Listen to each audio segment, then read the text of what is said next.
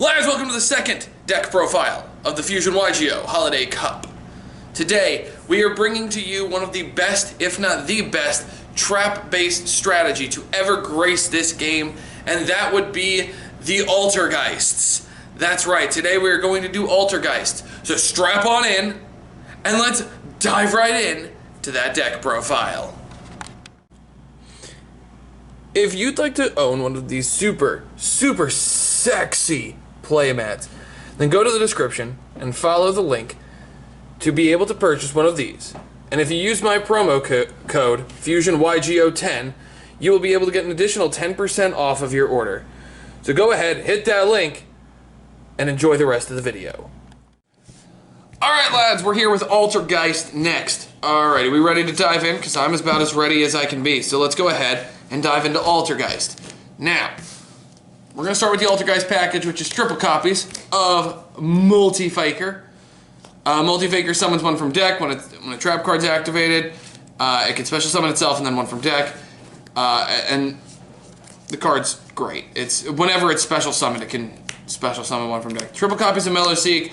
This one attacks directly, and then it can send a card, target and send. Unfortunately, it targets. But then, when it's sent to the graveyard, you're able to add a Altergeist monster from your deck to your hand. Double copies of Marionetter. Marionetter lets you set an Altergeist trap card from your deck. If only personal spoofing was one. I only want two, though, because it kind of gets cloggy, in my opinion, and it recycles pretty easily, so... Double copies of Silk Quotus. Silky Boy bounces a card, it's just another interruption. And one copy of Konkiri. It's your battle hand trap. Next up is going to be your trap for Altergeist, which is 3 copies of Personal Spoofing, which lets you shuffle an Altergeist card on the field or in your hand back into the deck and then add a different one, which is sweet. 2 copies of Altergeist Protocol, because telling your opponent they can't negate your Altergeist monster effects is nuts. And then 1 copy of Manifestation, which is an in-archetype, searchable, recyclable Monster Reborn, which is, again, pretty crazy. And that does it for the Altergeist lineup. It's pretty compact, it's pretty standard. This lineup doesn't really change that often. Next up is to supplemental cards, followed by your hand traps and your traps. So we're going to just go right through it. 3 copies of Extrav. Extrav, it's a draw 2 for this deck. You don't really care. Your extra deck is a neat little bow. Triple copies of Ash. It's Ash. It's the most generic hand trap. You could put any hand trap here, and it would be fine. I just chose Ash because it's the Ash. We also are, of course, running triple copies of Infinite Impermanence. This is not a card that's debatable. Like, you have to run this card because it turns on Multi-Faker turn 0, which is nuts. Alright. One Called by the Grave. It's just a control card. It's kind of an experiment right now with these next 2 cards. You can kind of change it around, but I like the Called by the Grave. I'm actually finding it's really funny when my opponent is trying to do things like Gamma Multi-Faker. Or not Gamma, I'm sorry, Ash it, and Called by it, or Veiler it, and whatever. And Called by the Grave is just a great way to also get rid of things like Miscellaneousaurus, slowing down dinosaurs to a point where they can't beat you. 1 copy of Evenly Matched. I'm only running 1, not because I think it's a bad card, because it's not. Let's just, not confuse you, but I just wanted to try it at 1. It's awesome when it comes up, but it's one of those things where if they ever break my board, I have it now in the main deck where I could just go, okay, end of battle phase, you've got nothing, so here you go. It's just a really nice little surprise you can play on people. Next into the actual trap, so we got triple copies of Compulse. Bouncy cards is always good. Double Crackdown trap version of Mind Control is very nice. 1 copy of Imperial Order. Turning off spell cards is very nice, and you don't play spells, so you don't care. Triple copies of Solemn Strike, because it's Solemn Strike and you need the trap cards. And triple copies of Solemn Judgment to round out the main deck. Alright, let's go ahead into the side here. Or the extra, I'm sorry. So in the extra deck, we've got triple copies of Altergeist Hextia.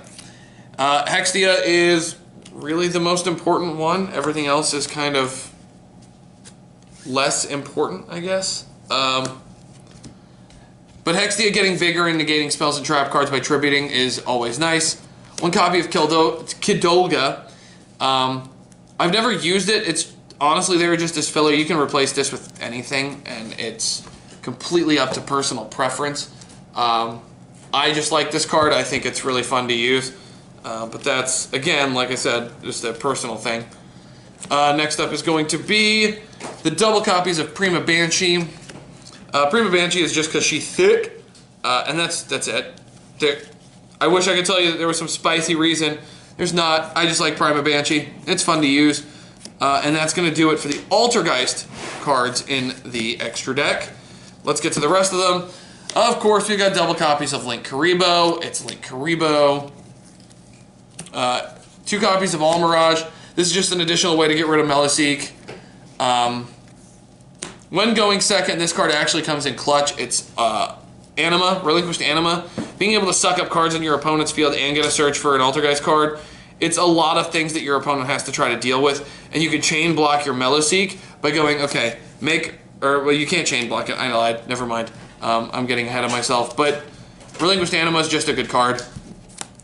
1 copy of Cerberus. 1 copy of Phoenix. 1 Unicorn. And 1 Selene. I've never actually made Selene.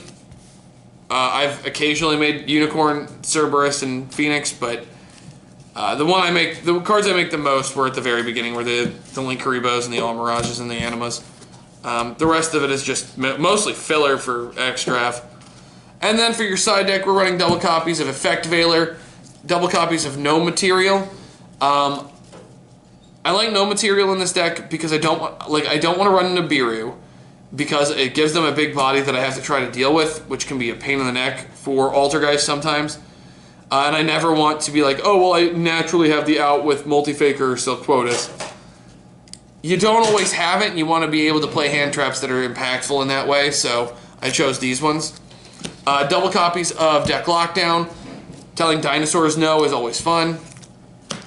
2 copies of Secret Village of the Spellcasters, because turning off spell cards is fun. Or making it one-sided. So like Dinosaurs uses a lot of spells. So if you go Secret Village Lockdown and you have like Multi-Faker Silk Quotas, you're probably winning that game because your opponent just can't play. Double copies of Mystic Mine. This is another way to stop combo decks. It forces interruptions, which is important. 1 copy of Metaverse to be able to activate them from deck. So it gives me basically 3 copies of each. And access to Multi-Faker. Double copies of Heavy Stormduster. Popping back row is always a nice thing. And the other 2 copies of Evenly Matched on the side to round out the side deck. It's evenly matched. There's not much to explain there. But that's going to do it for the Altergeist deck that will be competing in our Fusion YGO Holiday Cup. And until next time, lads, good fun, have luck.